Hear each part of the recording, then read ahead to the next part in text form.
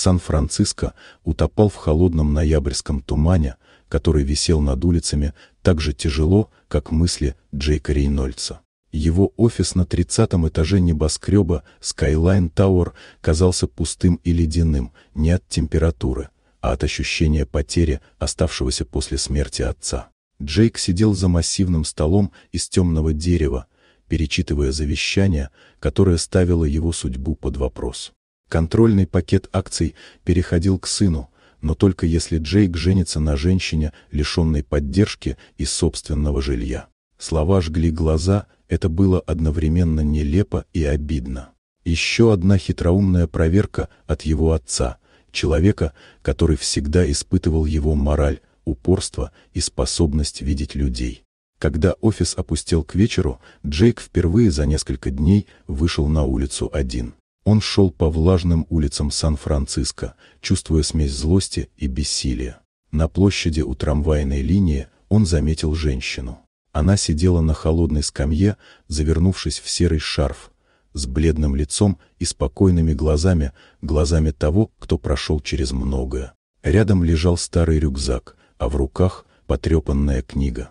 Джейк остановился. Что-то в ее спокойствии заставило его подойти ближе. Она посмотрела на него без страха, с вниманием и интересом.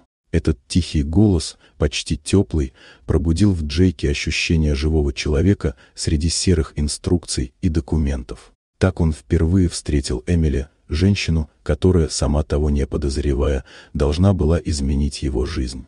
На следующий день он пригласил ее в маленькое кафе на холмах Сан-Франциско. Эмили пришла в большой куртке, и посетители обращали на нее внимание, но она не смутилась. Она садилась спокойно, словно знала, что это место принадлежит только им. Джейк предложил ей формальный брак, условия завещания.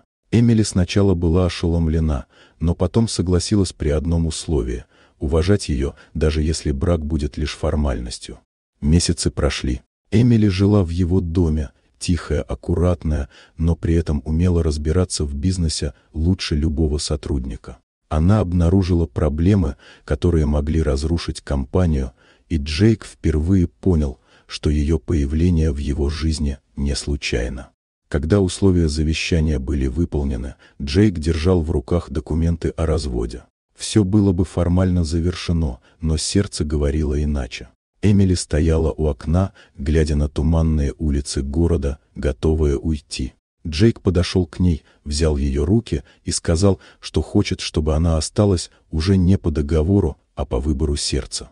Эмили закрыла глаза на мгновение, а потом шагнула к нему. В тот момент стало ясно, все важное началось не по завещанию, а по любви, которую они выбрали сами.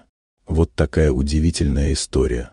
Дорогие друзья, напишите в комментариях, откуда вы смотрите это видео. А если вам понравилось видео, поставьте лайк, а также подписывайтесь на канал, впереди еще много интересного.